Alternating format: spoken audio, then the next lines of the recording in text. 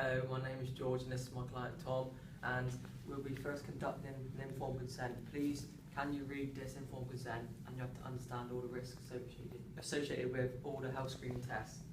Can you please read that and sign at the bottom, please, to say you are able to do this test.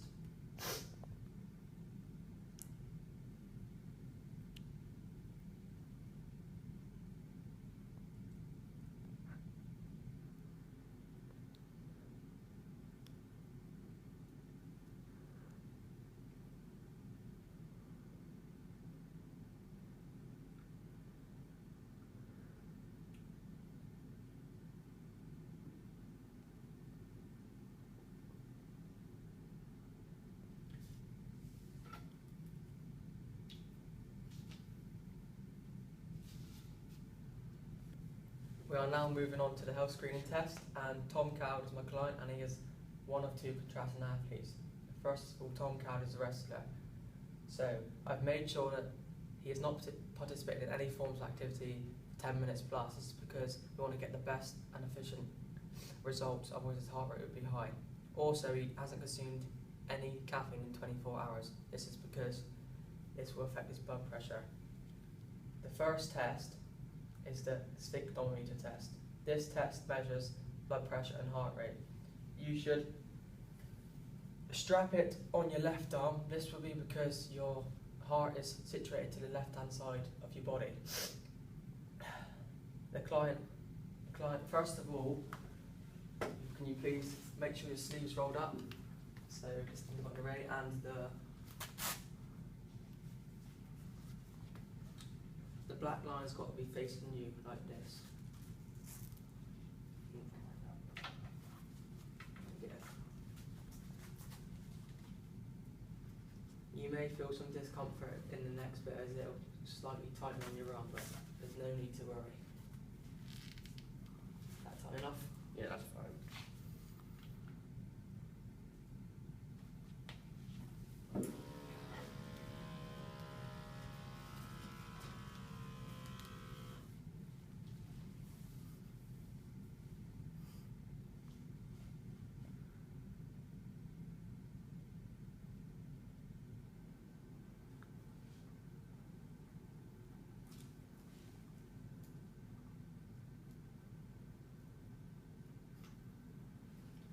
Your blood pressure is 132 over 62 and your heart rate is 89 beats per minute. Right, that's that test done.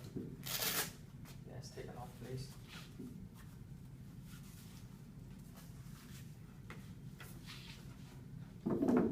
The second test is the spirometer test. This test measures peak flow.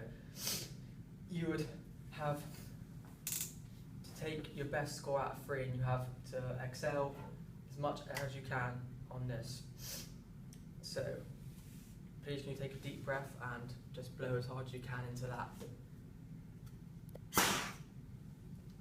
The first reading is 550. You may have a moment to relax if you want to do it again.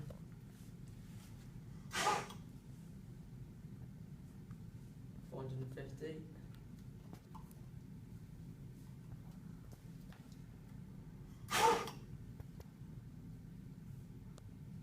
540. So your best score is the first one, which is 550. Right, the next test and final test is, what's it? This is the third and final test, and this is BMI. First of all, Tom has taken his shoes off so he can get an accurate reading. This test measures weight, and height. The calculation for this test is weight divided by height squared. So please may you step on the scales, Tom, and we'll just work out your weight. 57.3. Thanks, Tom. Now when measure height, can you please stand on your right back, head back, please. Yeah. 170 centimeters, 1.7 meters. Thanks, Tom. Put that one down.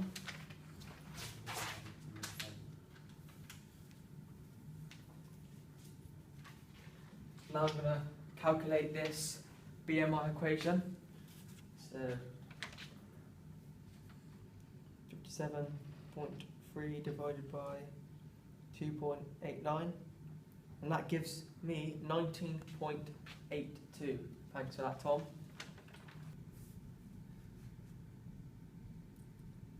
This is my second client, and this is Fred Berry, and first of all, we'll be looking at the informed consent. Please may you read all this informed consent accurately so you understand and know all the risks associated with the health screening test. And once you have read this carefully, can you please sign your name at the bottom? Thank you.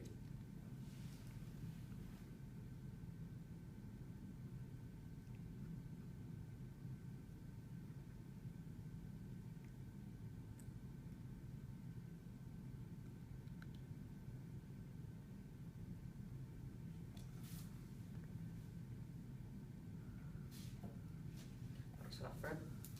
No problem. Yeah, 3, 2, 1. This is my second contrasted client, and we're now moving on to the health screening test. He is called Fred Berry, and he plays cricket. First of all, Fred, I've made sure that you have not participated in any forms of activity during the last 10 minutes. This is because it will make my results inaccurate, unreliable, and the heart rate would be considerably increased. Also, I've made sure you haven't consumed any caffeine for a long period of time. This would be because caffeine can increase your blood pressure. The first test we'll be doing with you, Fred, is sphygmometer test.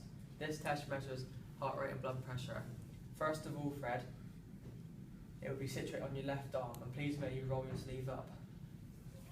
It will be situated on your left arm, Fred, because your heart is situated to the left-hand side of your body. Now, tighten this up on your arm. During this time now, you might feel a bit uncomfortable as it will squeeze tightly on your arm. However, there's nothing to worry about. Right.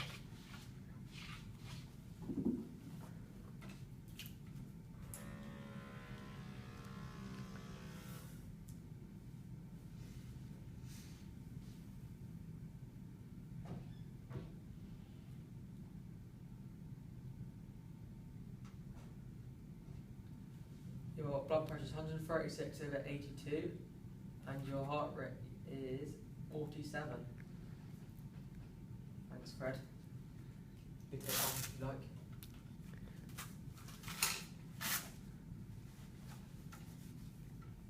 Cheers, George.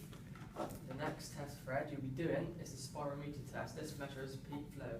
You're using this mechanism here. First of all, you have 3 attempts at doing this test, and you have to exhale as much air as you can into this tube-like structure at the bottom. Just exhale as much air as you can for the first attempt. Thanks, Fred. First reading is 400. 2 more attempts at this, please. The second reading is also 400.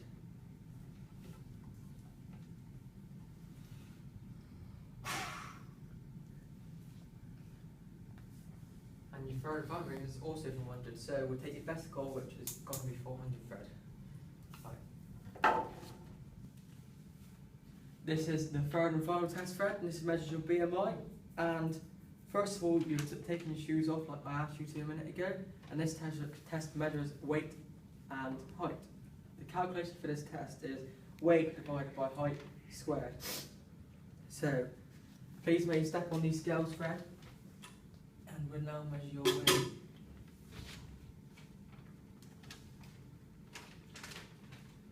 .4. Now measure your height. Please stand with your back against your heels against the wall, head facing the front, and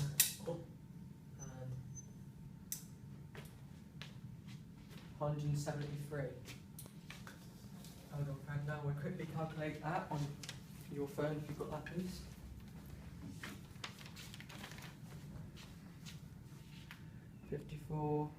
Sorry, 53.4 divided by 2.99, and that gets me 17.85, and that should be in my reading, Fred. Thanks. We're now moving on to normative data for blood pressure. Tom had pre-high blood pressure. This will be bad in wrestling because he's always on the move and he's always lifting his opposition and chucking his opposition around the ring. This would be bad because he would have an increased chance of getting a heart attack. To reduce his pre-high blood pressure, he should decrease the amount of salts in his diet. So he would need to have better nutrients such as vitamins and minerals in his diet to help reduce high blood pressure. Next, we're moving on to the heart rate. Tom had a very poor heart rate.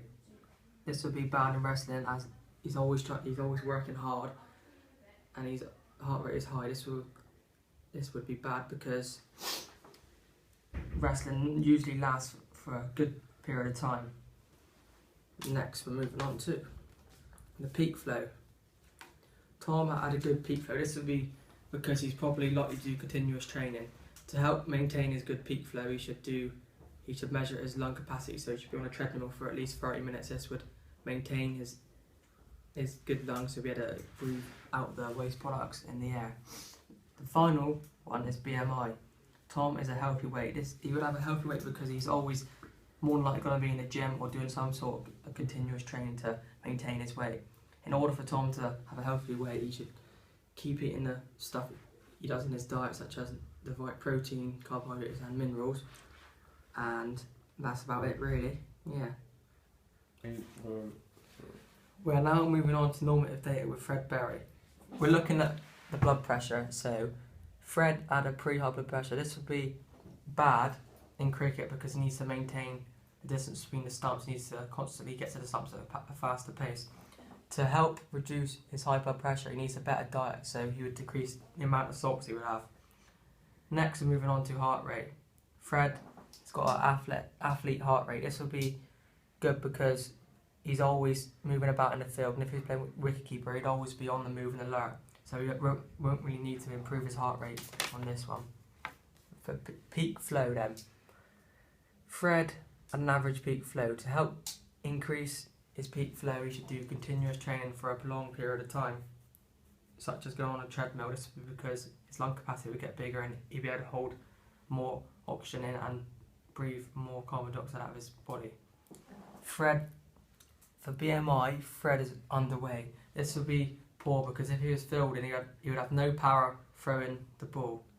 So to increase his BMI, he should have protein to increase his weight, but not too much unsaturated fats, because otherwise he'd get too fat to be able to play cricket. He won't be able to move about in the field. Thanks.